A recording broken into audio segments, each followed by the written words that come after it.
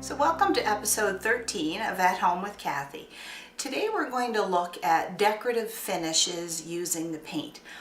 One of the most popular finishes in any kind of a decorative theme are stencils.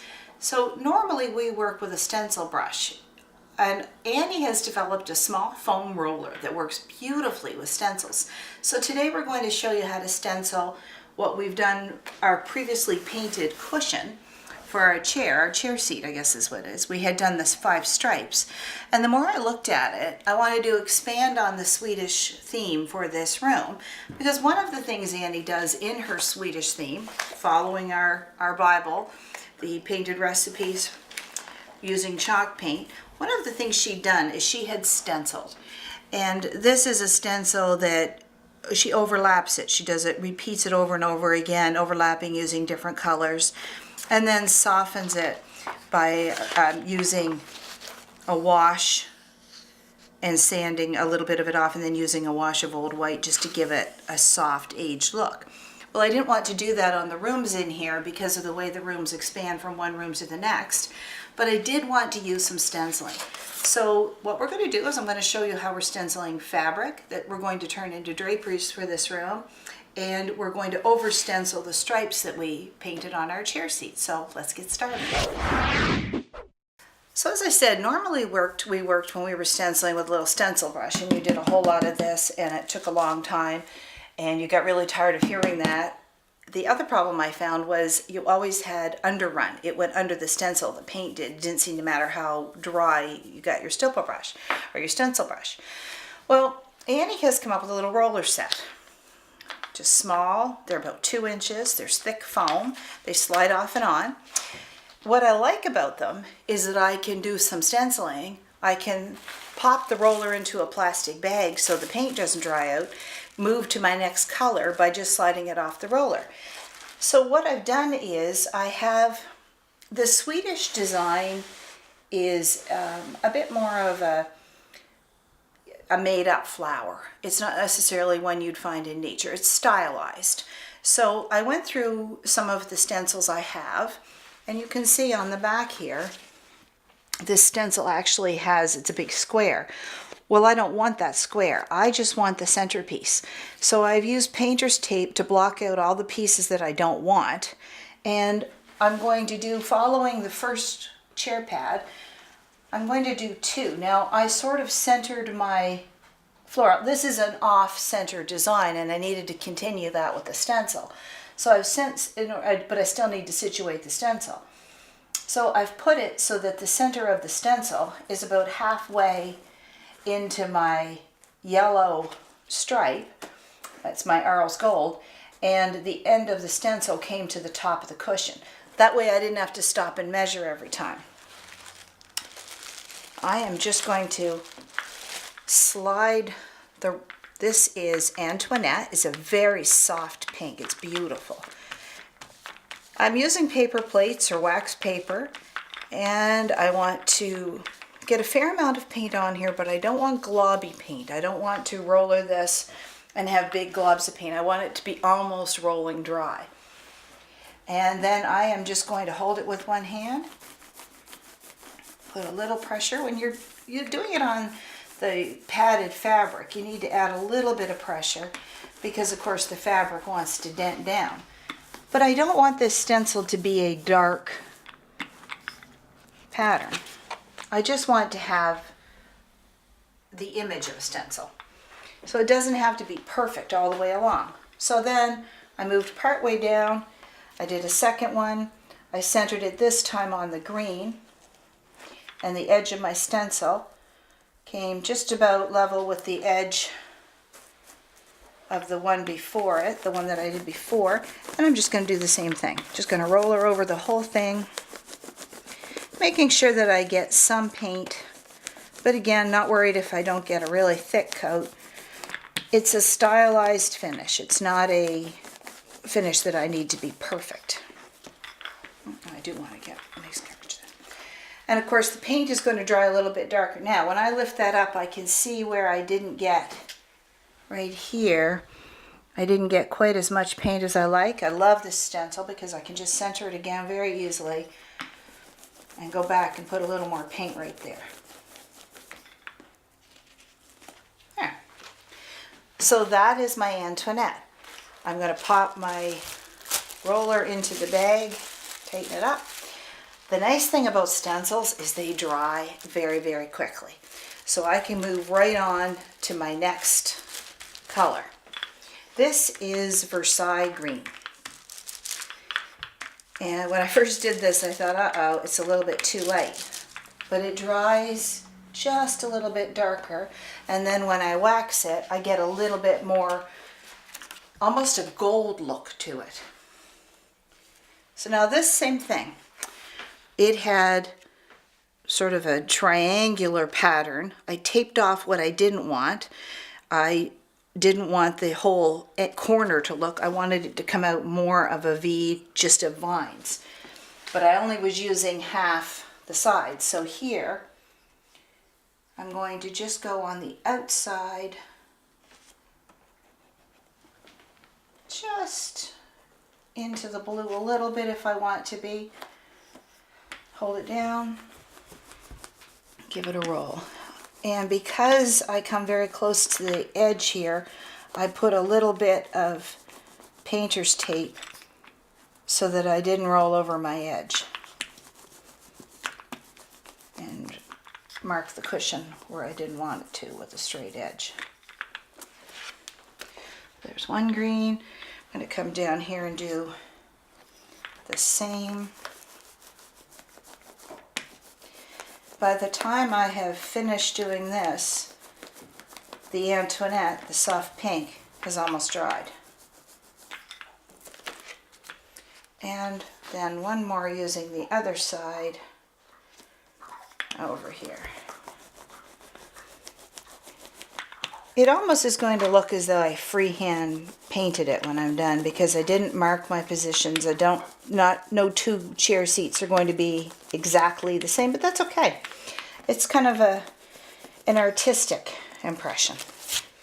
So there's my 3 green, 1, 2, 3. Put my roller back into the bag. And the last color I'm going to use is Old White. I needed something to brighten it just a little bit. And the Old White kind of did that for me.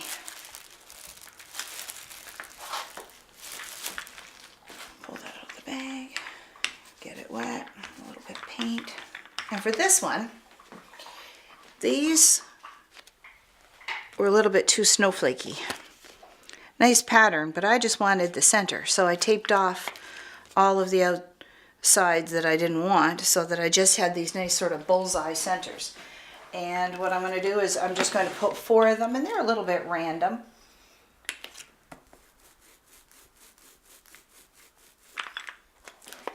One, kind of using my reference here to make sure I do it somewhat same.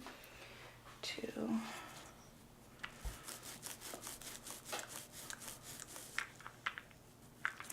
3.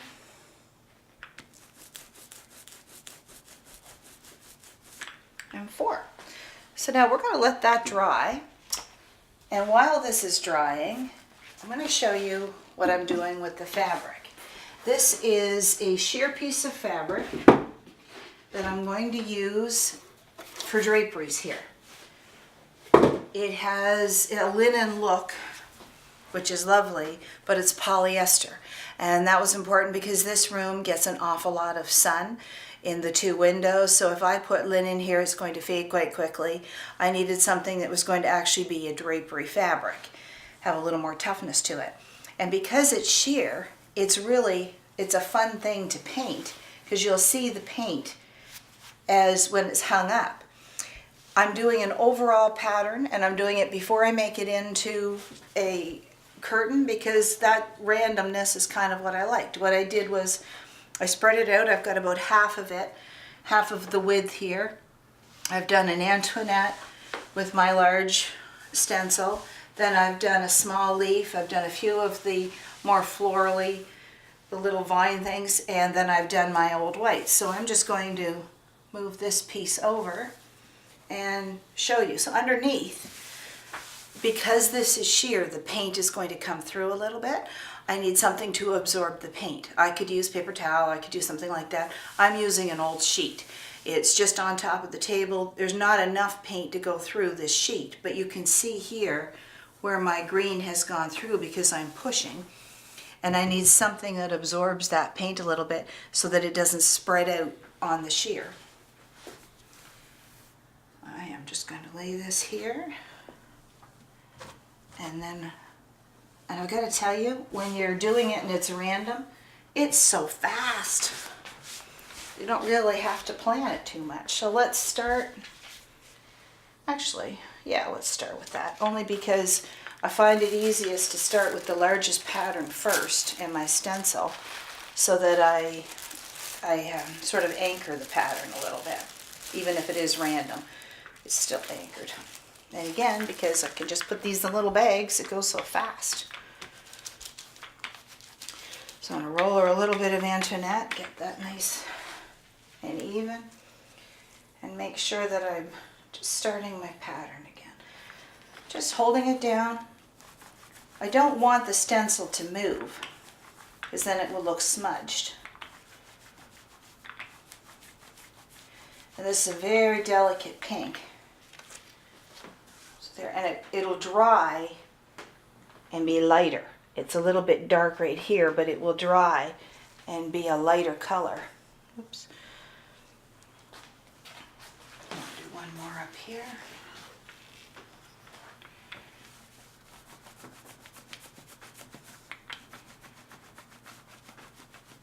I think stenciling is a very old way of decorating with paint, and I think we're actually being true to the Swedish or Scandinavian way of decorating, because this was something that was done quite a bit. So those are my two in the Antoinette. And the next one I did, just because it was a bolder color, was the Old White.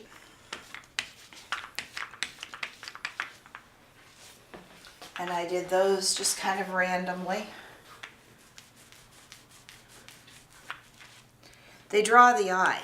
The eye goes to this light color, so you don't want too many. Just want to create some interest on the piece. And maybe one more over here. Then what I'll do is I'll just keep working my fabric all along until I've got it all done. I'm going to put my Old White away, switch to the Versailles roller. So when you buy one of these rollers, it comes with one sponge, small sponge roller, and you buy your refills as a circle of 7. So that's really handy, because once you start doing this, you realize how easy it is. You will certainly want to do more than one color. It's so much faster than using the stippling.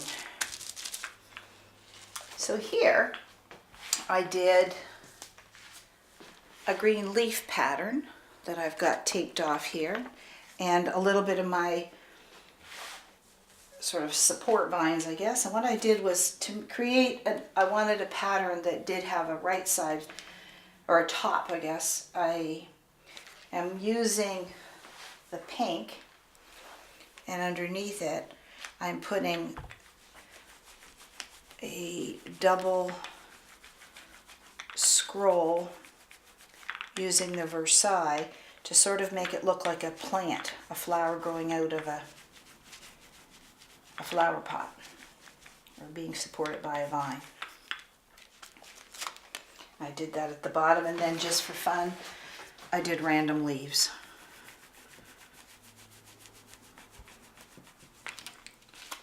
And here I didn't have any real thought as to how they were going to, I did them every which way.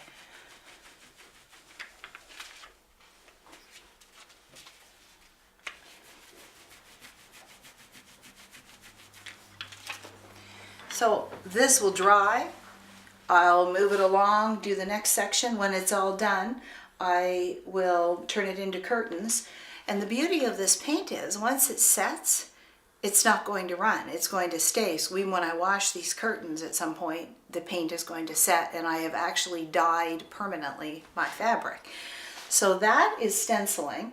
We're just going to quickly wax this cushion top so I can show you how the color comes up, and then we're going to move to a different paint technique.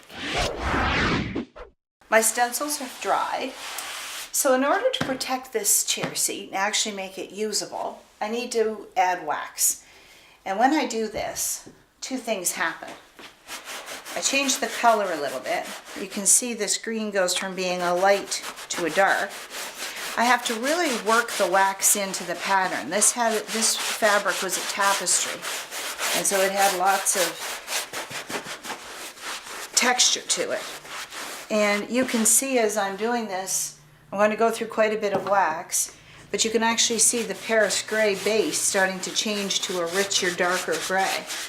Now it'll match the chairs because they've been finished and waxed. They were painted in Paris gray as well. So I have to go back and forth quite a bit here to work the wax in. And I am going to go through quite a bit of wax, but that's good because what I'm creating is a wipeable seat. No longer will your spaghetti sauce stain if it falls on the chair while you're eating it.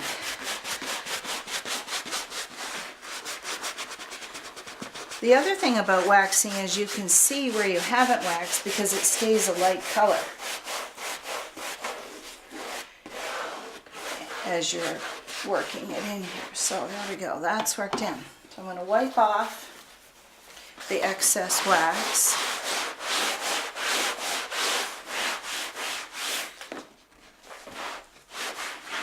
And then I'm going to buff it. And when I buff it, it's going to be just like doing anything in the furniture. It's going to come up to a nice sheen. And then once it cures, I have a really nice waterproof or water-resistant chair pad. And I will probably do 2 coats of wax on all of these just to give it a nicer finish and a little bit stronger. But you can see the sheen. See that? And you can also see that this is darker than the green over here. So the last thing I have to do with all of these chair seats is finish the stenciling, wax them, and they can all get screwed back onto the chairs. So lovely way to refinish your dining room chairs without upholstering. So let's go check out the next decorative technique. So this is the second decorative paint technique we're going to talk about. This is my boho chair. This is the beginning of it. This is going to end up in the boho bedroom as part of that decorative style. It's a great chair. It started as an old black chair. It has all kinds of paint texture. I took off all the loose paint and then I gave it a really good wash. And because it was a mixture of blacks and grays and dark wood underneath, I did the whole thing primed in old ochre. And I have to say, I've really become a fan of old ochre as a primer. It's a great color blocker. It means that usually I only need to put 1 coat of paint, whatever color I'm doing on top. So that's just a little hint if you're having to prime before you start. This chair is just about fun. I just looked at it. It had interesting little turn spindles on the back.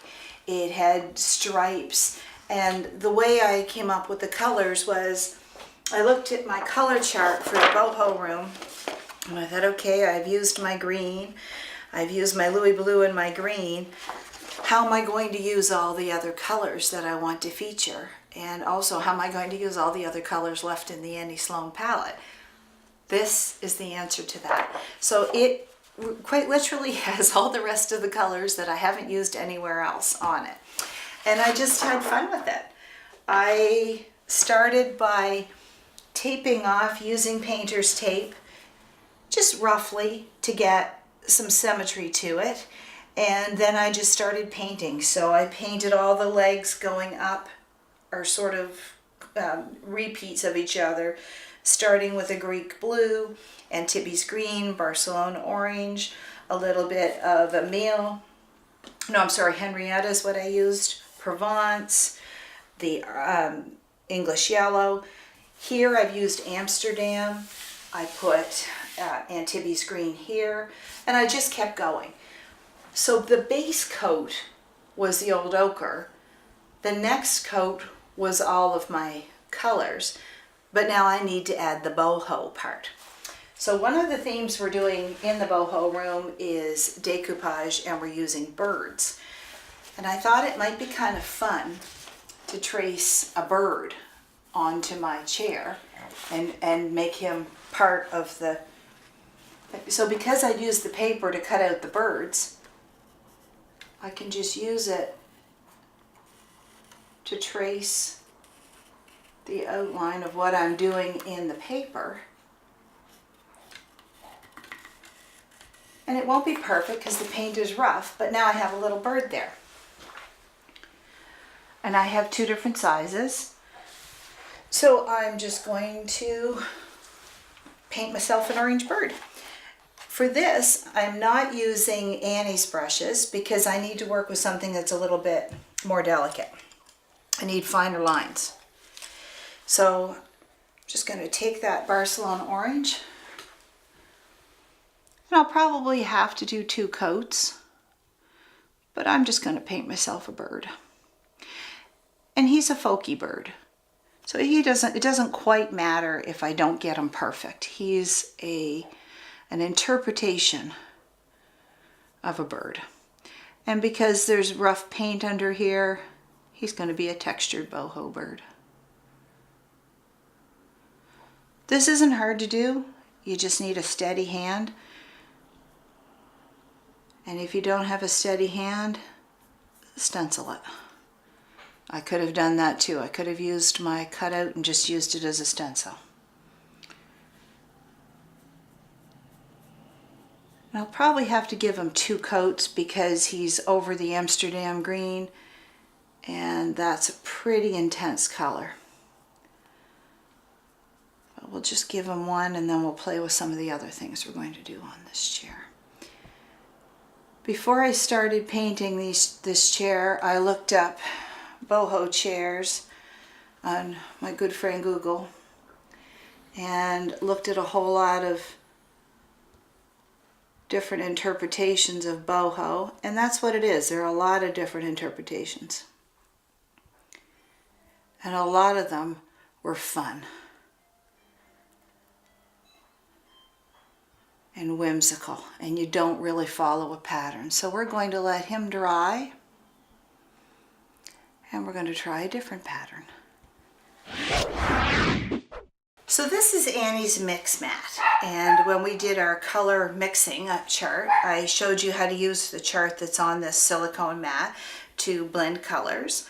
But what's on the back side of this works really well to interpret in a boho style.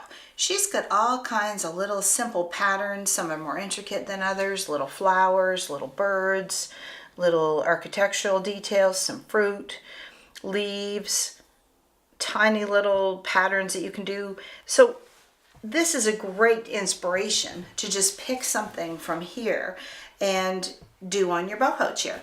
So I thought it might be kind of fun to try this sort of little lines with dots.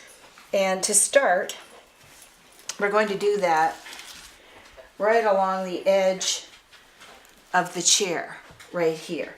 So I'm going to start it by doing the blue lines. Now I'm using a fairly fine brush because I need to draw a line. And I might just interpret this as I go along if I don't think I have quite as much space or my line ends up being thicker than what I thought it would be. I'm just going to go along. Trying to get the same amount of color.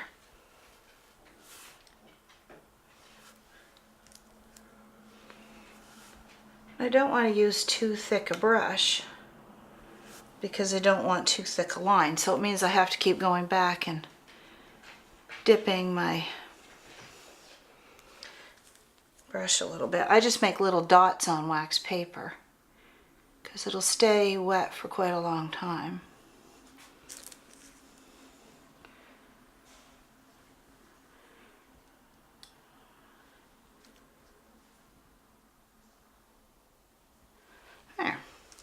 Of course, the hard thing is too, I'm always working a little bit trying to work to the camera instead of working right in front of myself. So I'm just going to go back here and darken that just a little bit.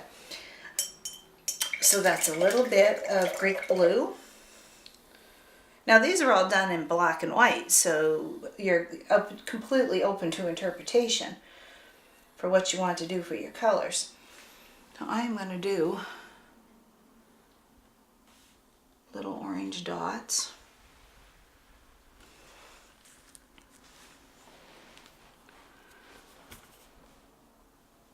And again, I'm not measuring, I'm just sort of eyeballing it. And I would probably repeat this pattern somewhere else on the chair, just to kind of bring it together. As a boho doesn't mean it all has to clash, it can have a pattern to it.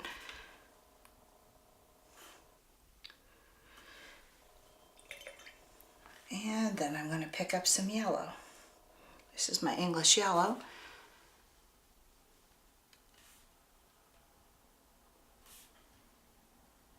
And I'm going to do little dots in that.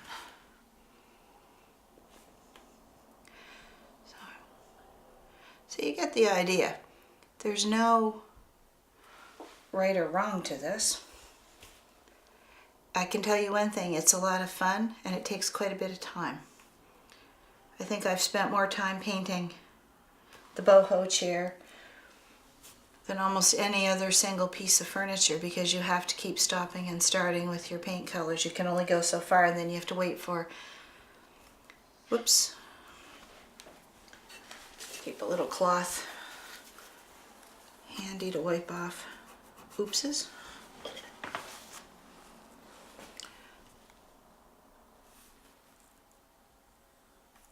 Oh, another one. I put a yellow where I need an orange to go. I could leave that and see if anybody was paying attention. Sawyer's discussed it. There. So now I'm going to go back and just do an orange above my yellows.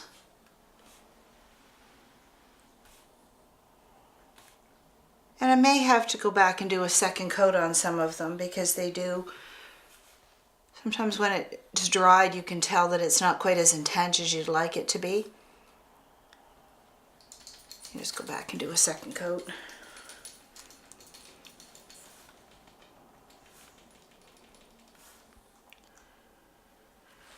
So that's a fun little pattern on that.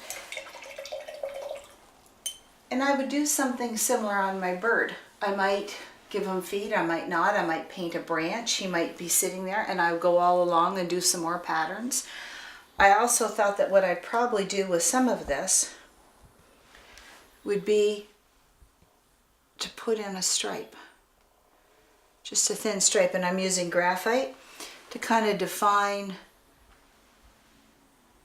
my colors.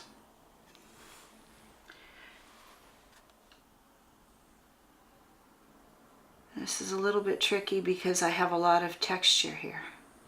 I could probably cheat and use a marker.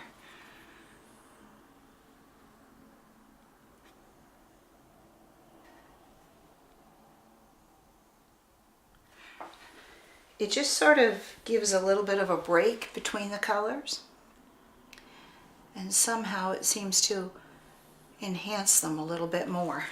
And I would do that on the back of the chair, and I think I would go around and do it on the rungs as well, because I noticed here it was really hard to get my paint even, because of course I'm on a round surface and I'm using a wider brush. So I think what I might do is do the same thing, go around and just do a black line and separate my colors. Well, not black line, it's graphite. But just go along and do that all the way around, and then it kind of gives them a little bit more distinction. And for here, I'm just playing with this idea. I'm still looking it up, but I'm going to copy my bird idea and do a paisley pattern, the large paisleys that come to a center flower or something, and I'll just keep repeating a lot about dots and lines until I get the chair the way I like it.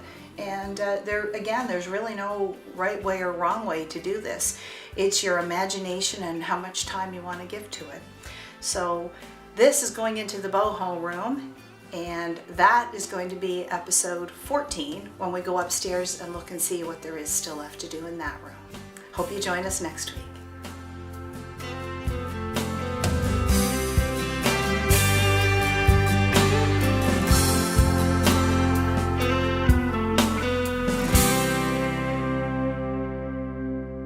If you'd like to learn more about the paint techniques and color mixing that we've done using our Annie Sloan paint at our At Home with Cathy series, join us at one of our hands-on live workshops at the store, Absolutely Fabulous at Home. Just find us on our website and sign up for a class.